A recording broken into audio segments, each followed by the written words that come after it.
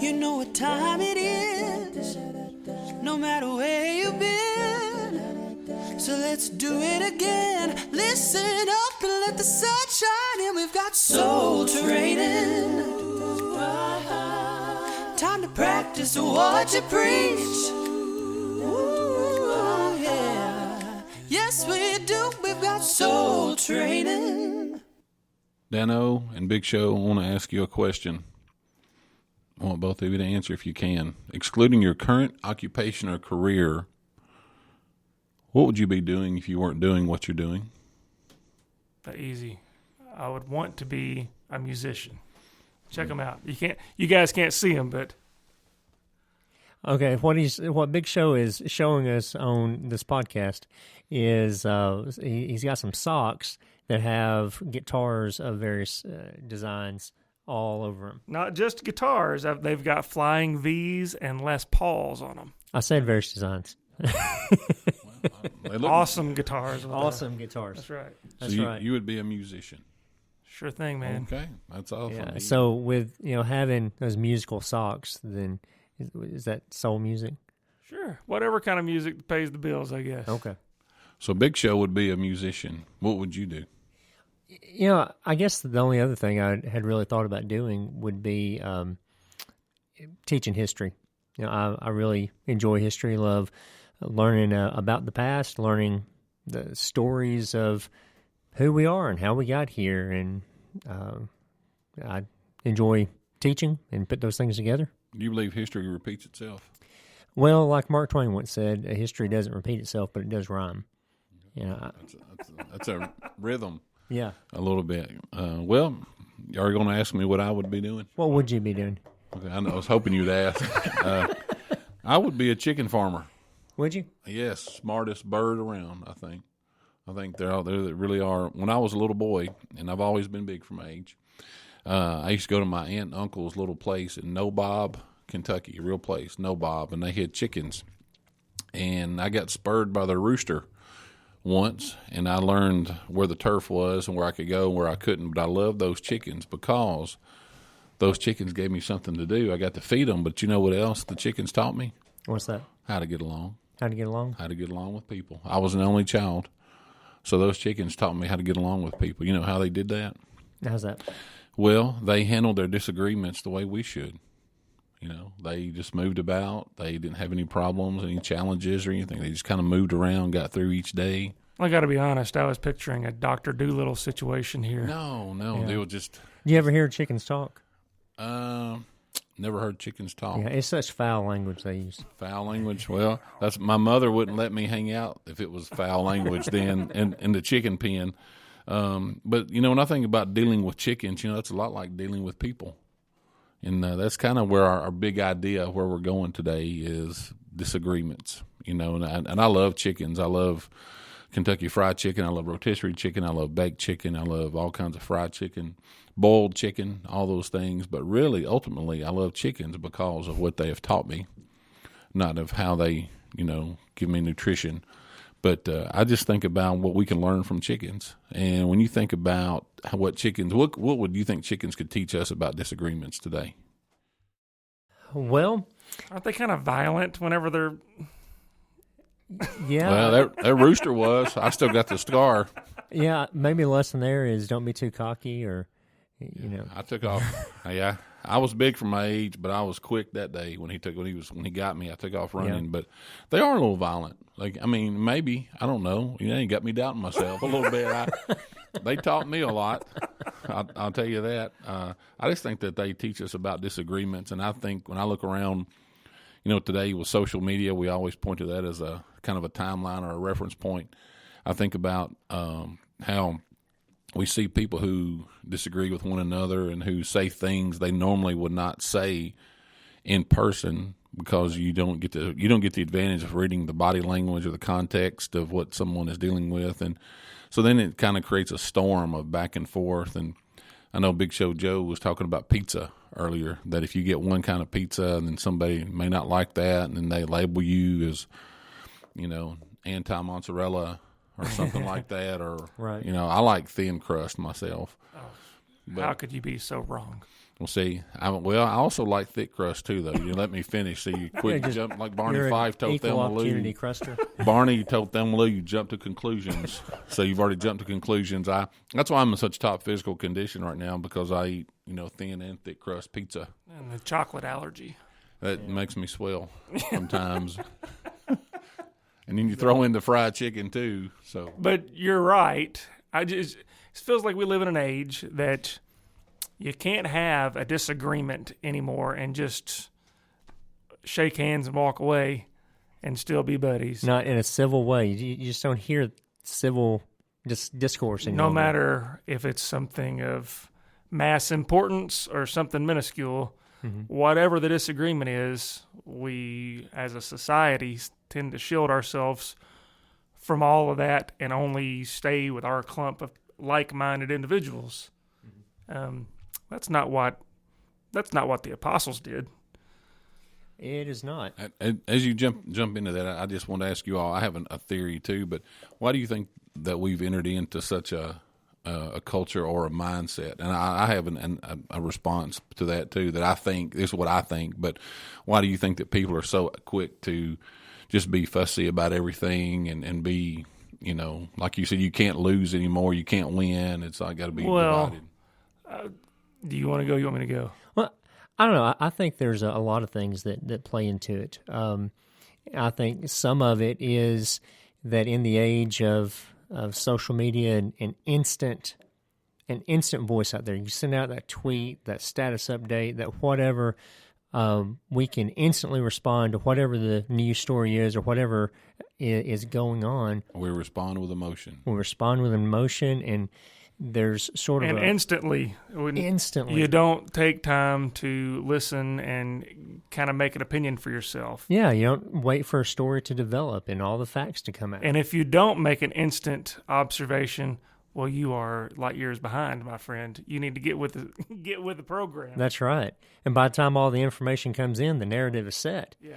And you've got to... That doesn't matter. No. So you think just the instantaneous access to... Well, yeah, I think that's part of it. Is one of the things I think, if we're going to talk about disagreeing and disagreeing without being disagreeable, right? And trying to disagree in respectful ways and decent Christian ways. One of the places we got to go to is James chapter 1. Verse 12. Well, I was going to say verse 19. I jumped to conclusions. I'm sorry. Well, sorry. That's okay. That's okay. But verse 19 says, "But this you know, my beloved brethren, but everyone must be quick to hear, slow to speak, and slow to anger. For the anger of man does not achieve the righteousness of God." Well, so the kind of the first step there is we got to be slow. We got to be quick to hear, slow to speak. Somebody once said, God gave us 2 ears and 1 mouth because he wants us to listen twice as much as we talk. A big part of resolving disagreements or handling disagreements is actually listening to the other side. I think that's a huge area that people just don't do. They don't listen to Seek first the other to side. understand, then be understood. Exactly. Yeah. Somebody once told me that one of the formulas they use, and I stole it, is they listen, gather facts, then make a decision. They try to go through that process every time. So Dano says access to each other is really the reason why we have so many disagreements so quick. What's your take? Well, we have some unique issues that the rest of history's never had to deal with. Everything is tailored specifically to individuals. And so if something's not... Like a me culture?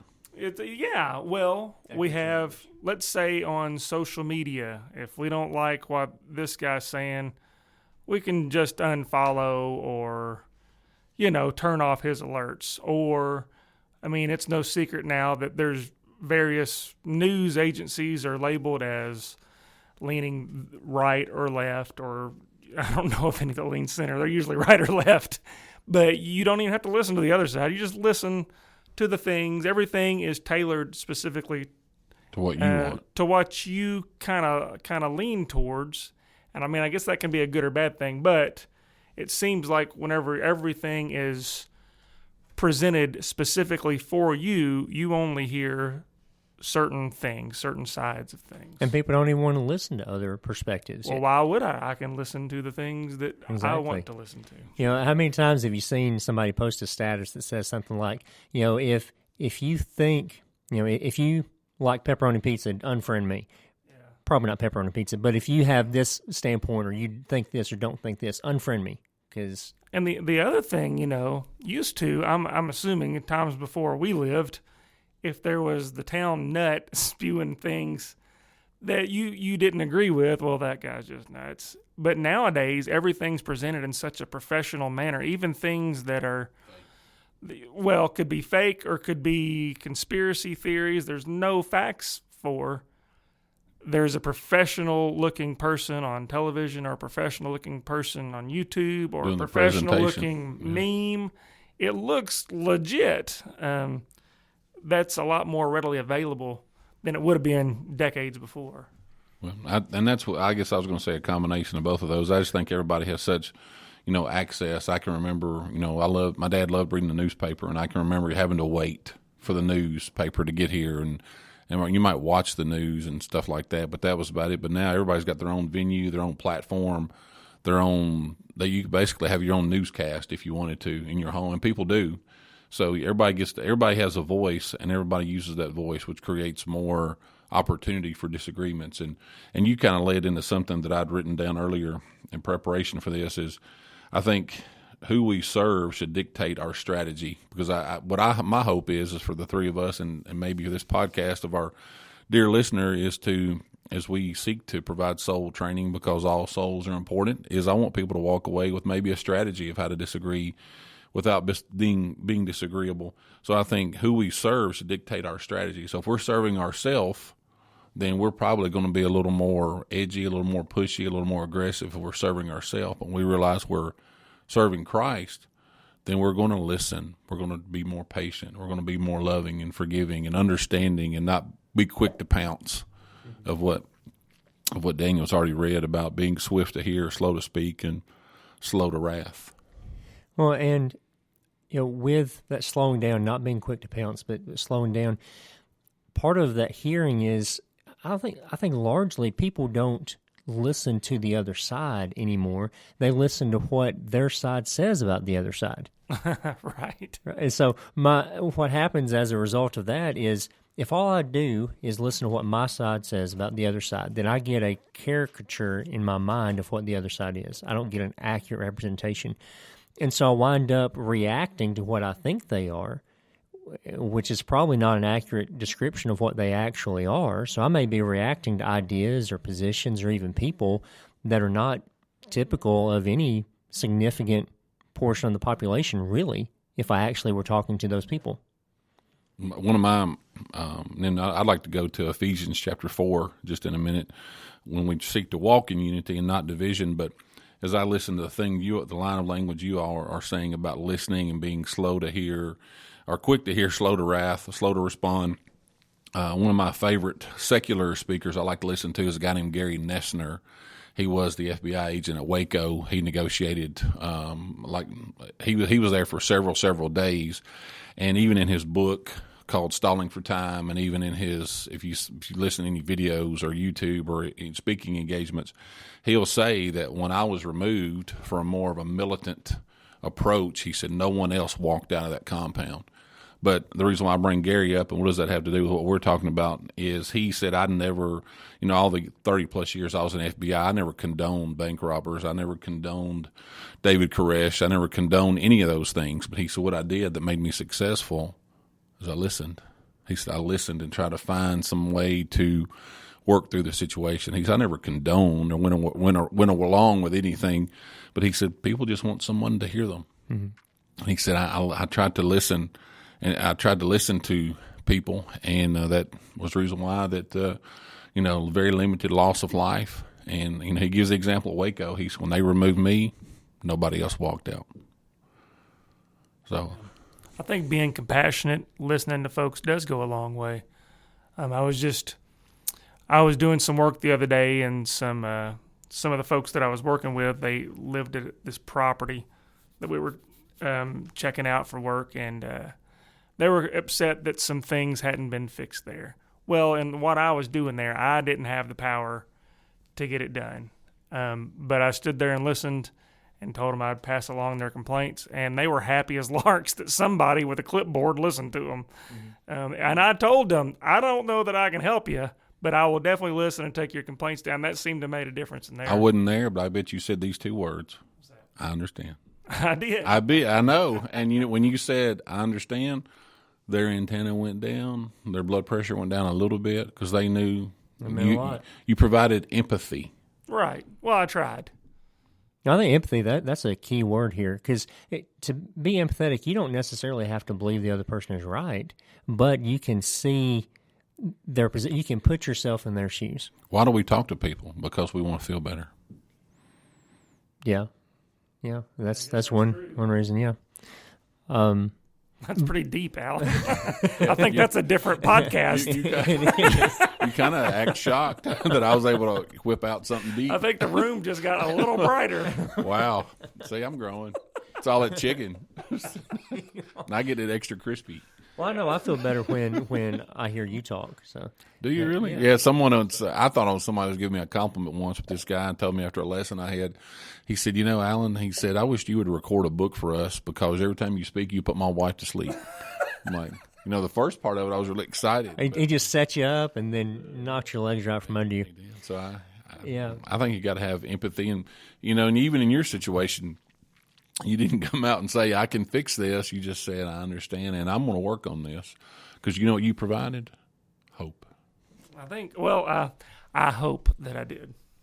Well, and that, looking at somebody else's position, for most people, I think, if we really thought, hey, if I had their experiences and were in their situation, in all likelihood, I would think pretty much the way they are. Which doesn't mean they're right, it doesn't mean I'm right, but it means that their position is understandable from a certain viewpoint. And it helps, I think, in disagreeing with someone if you can get to the root of where that disagreement actually is, where you're working off of different assumptions, so that then you can work toward a common set of facts and get to quit disagreeing about the things that don't even matter, because you don't need to disagree about what type of shingles you're going to put on a house when you can't decide if it's going to be a brick house or a log house. Right. You got to build up to some first stuff. Things first. And look at the big picture. And I guess I want to circle back around to when we realize who we serve or what our motive is. Then I think that helps to dictate our strategy. And I think if we're going to disagree without being disagreeable, we have to have some negotiation skills and active and listening skills and some expressive language skills too. And I think that's presented for us in Ephesians chapter 4, because I think about unity. I want everybody, I want to be unified with everybody. But I think when we focus on what's right instead of who's right, I think we're better to accomplish that. But Ephesians chapter 4, beginning of verse 1 says, hold real close to me here. I, therefore, the prisoner of the Lord, beseech you to walk worthy of the calling with which you were called. So Paul is writing, and he's saying, I'm a prisoner of the Lord. I serve the Lord. Beseech, which is for me another way of saying beg you to walk worthy of your calling, with which, where's your allegiance? Your allegiance is to Christ. So you said, I want to follow Christ, so show me by your words and your actions, with all lowliness and gentleness, with long-suffering, bearing with one another in love, endeavoring to keep the unity of the Spirit and the bond of peace. Therefore, there is one body, one Spirit, just as you were called in one hope of your calling, one Lord, one faith, one baptism, one God and Father of all, and above all, and through all, and in you all. So for me, there are key, when I see the key ones, I've heard it called of how many ones that are there. I guess depending on which version you use, but one is the continued theme that when it reminds us of who we serve, then that should help direct our discussions, our disagreements. And I hate to say arguments, but, I guess I use marriage, for a better example, I guess, for me is when you do have disagreements, but when you realize that you want to stay married, the bigger purpose, then you find ways to work through both sides of an issue or a challenge, no matter how small or how big. I think you just hit the nail on the head right there. That's a big issue there. In that marriage, you care about that other person more than you care about your opinion about something. You value them, and I think that would help tremendously if we would learn to value people more than we value our opinions. That doesn't mean that there aren't lines that have to be drawn and there aren't stands that have to be made, but we got to value people. Think about in the group of the apostles that had to work together. There's some really different backgrounds there. Can you imagine Very how different demographics. awkward it was when you get Simon the Zealot and put him on the same team as Matthew the tax collector? Because the Zealots, their thing was we need to rise up and rebel against Rome. We got to kick them out. We're kind of militant here. Let's fight against Rome. And here Matthew, he's working for Rome. He's kind of would be viewed by Simon as a turncoat or something. Yet here they can't get further apart from one another. Yet they both have to work together as apostles, valuing one another and valuing Jesus more than their political opinions. Because of the greater good. Because of the big focus and the big picture and the vision. And who they serve, like you said. Well, we know, too, that the apostles, Jews, were going out and preaching to Gentiles. And there were some divisions that were deeply rooted there. That had to have been a tough pill to swallow, at least initially. And not necessarily a disagreement, but you think about Jonah. And I was getting to that, Jonah 4:11. Am I in your notes again? No, go ahead. Go ahead. Well, your eyes are better than I thought. You know what, though? I'm the producer. You're the guy you're the host. Yeah, I work for you. I'm sorry. I forgot. Yeah, I see. Jonah, he did anything he could to not go to Nineveh because I'm sure they had disagreements on things. He didn't agree with anything those guys were doing. God had a different plan for that, but I'll let you take it away, Big Al. Well, you just gave me another nickname, but I've had that since I was a child. Yeah. I got Big Al in elementary school. I think that's one we ought to stick with for him. Yeah. Big Al. Wore husky jeans. Does that officially make us done with the nicknames? I hope not. Oh, boy, I love do. you. My high school football. Maybe we can put a nickname poll up or something on Facebook. And while you're on Facebook voting on this nickname poll, make sure to like the page, follow the page. While you're on your phone, go ahead and give us a 5-star review. That helps other people find soul training and blesses us, and we appreciate that. That was dynamite. Good job, Daniel. You were dynamite? No, he was. I said that was I dynamite. Okay, I'll just make a note. I can't keep up. I need a spreadsheet for all these nicknames. But you put some up about nicknames. Do that. Okay. Yeah, that'd be cool. I like to do that. I'll create a fake Facebook account. I don't think you have to do that. You don't? Anyhow. Okay. You were talking. Jonah chapter 4, for me, of course, we know that, as you say, Jonah did not want to go to Nineveh because basically he wanted the people he was going to be preaching to, he wanted them to be wiped out. He wanted them to be wiped out.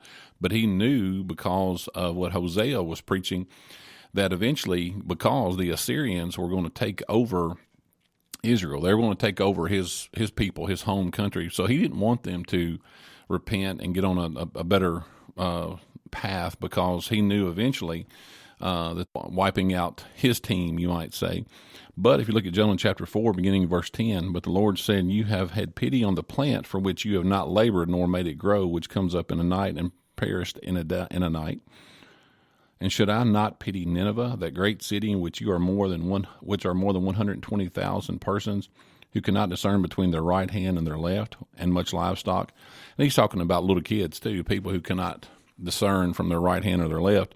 But the idea is that God loved Jonah's enemies as much as he loves Jonah, and God loves our enemies as much as he loves us. And I'm sure, maybe we think that so-and-so is our enemy, but maybe they think we're their enemy.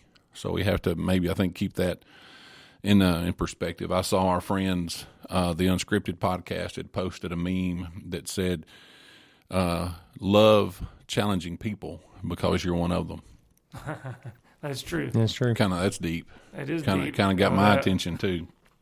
We're not going to give you credit on that one, though. No, I didn't. Oh, I take that one. Chris Donovan. What's his friend's name? Bob Tips. Bob In Tips. Hattiesburg. Okay, they're was it the Rick and Bubba? I think that's what I don't know about they that. refer to themselves. But I think you hit.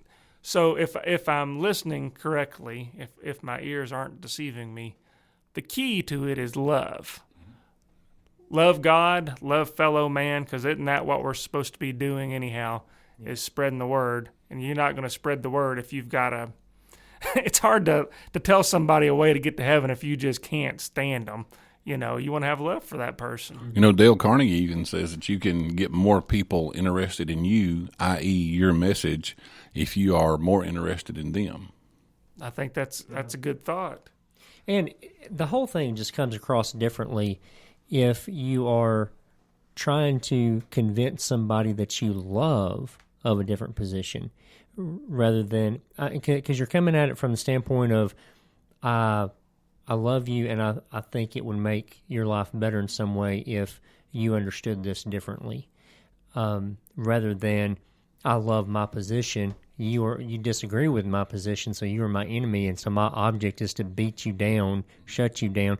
Because when people come at it just wanting to win the argument, what do you really win? Why do you really win? But also people become disingenuous in how they handle the truth, and it becomes just about winning the argument. So I don't have to really depict the facts fairly. I just have to construe things in the way that is most favorable to my side and most damaging to your side, even if I haven't been fair in how I treated the actual facts of the situation. You see politicians do that all the time. Maybe we have to, and something I've learned is you have to establish the need. Why do I want you to talk to me about Christ, or why do I want to talk to you?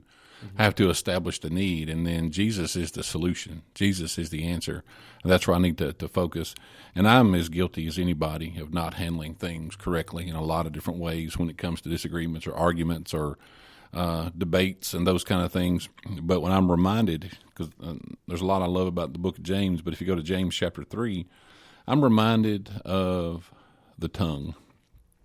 Because if you look at James chapter 3, verse 8, but no man can tame the tongue. It is an unruly evil, full of deadly poison.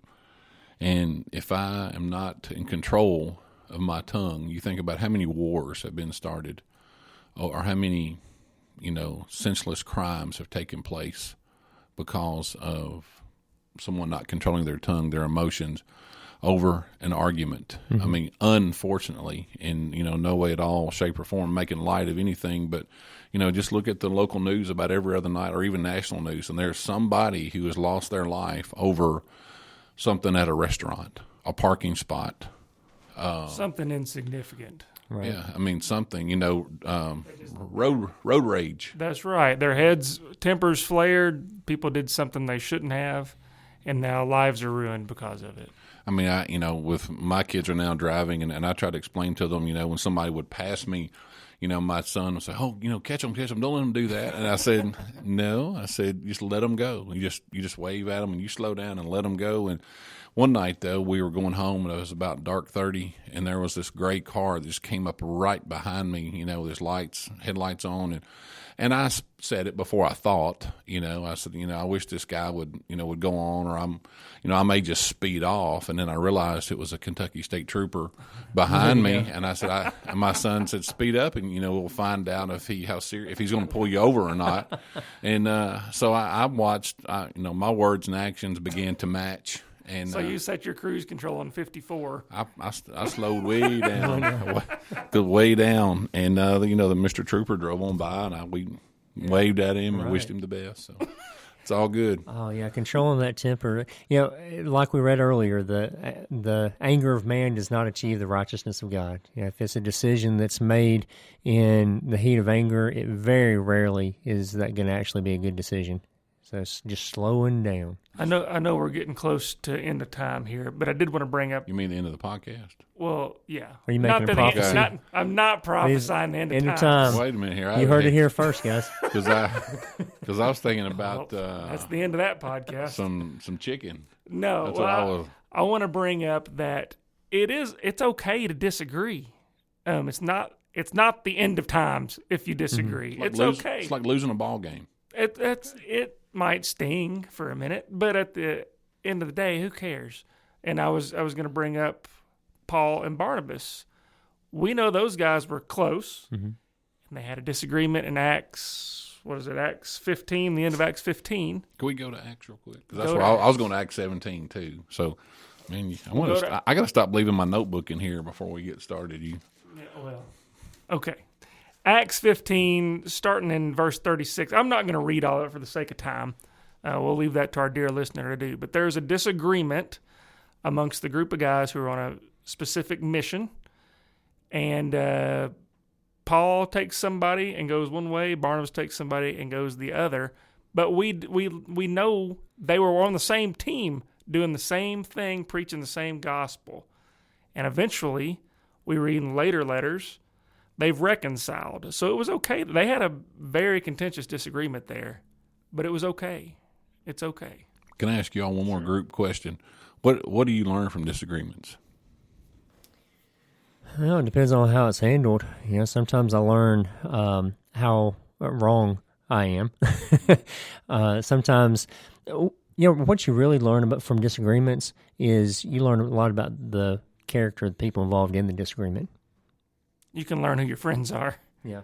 And you think about the response. The response teaches you a lot about that person and yourself too. But yeah, sure. What about you, Big Show? What have you learned from disagreements? That rarely happens to me. So Yeah. no, That's awesome. What, having a disagreement or learning from one? Both. Wow. No, I mean, you just always do what your wife says. I see. That's awesome. Pretty much. But I mean, like Daniel says, I think you learn about if it's a hotly debated item, the response from that. Are you able to get back together? Is there still love in that relationship? And sometimes it's a process too. I go back to where he read from James chapter 4, and then we'll go to Acts 17. But James chapter 4, when he says that we need to be quick to hear and slow to wrath. Now, for me, I don't know how to gauge that timeline there, how long that is. But sometimes that can be, our friend Leland, he always says that things will look better in the morning when the sun comes up. And then I'm thinking if you can just kind of give some time, because, James is saying, for me, and I don't want to read too much into Scripture, but for me, that's saying that you've got some time to think about slow down, whether it's 24 hours, it might be 6 months. Working through disagreement is a process, so we'll, as we kind of wrap up, I'm always wanting to help somebody find common ground. If you go to Acts 17, I'll go real quick. You think about Paul, he's standing in what I would call a university town, in front of the smart guys, the Epicureans and the Stoic philosophers. And they're pretty much ridiculing him, but I learn a lot about how to handle things by Paul's response, because he's preaching Christ. And if you look at verse 22, it says, "Then Paul stood in the midst of the Areopagus and said, 'Men of Athens, I perceive that in all things you are very religious. For as I was passing through and considering the objects of your worship, I've even found an altar with this inscription, to the unknown God.'" Now, Paul is not saying this is right. He's not saying I agree with you. He's not saying I'm willing to give up turf. Found the common ground with him. Yeah, because here's the common ground. He says, "I perceive that in all things you're very religious." So he did not create enemies. He furthered the conversation. He complimented them. I see you're religious. I see you are concerned. He started where they were. Yeah, started where they were. It's 101. So for me, I always use that as a way to further the conversation and to remember that even those we oppose or those who oppose us, God loves us both the same, and who we serve will dictate our strategy. Well, thank you, Big Al, and we want to thank our producer, Big Show Joe. And we want to thank you, dear listener, for being a part of this. Well, what about you? What tips do you have for how to disagree without being disagreeable? And we'd love to hear about it. Email us at soultrainingpodcast@gmail.com. We also want to thank the elders at the South Green Street Church of Christ for making soul training possible. And until next time, keep soul training. We've got soul training. Time to practice what you preach. Ooh, yeah. Yes, we do. We've got soul training. To learn more, you can email us at soultrainingpodcast@gmail.com, or you can write to us, P.O. Box 503, Glasgow, Kentucky, 42142. That's Soul Training.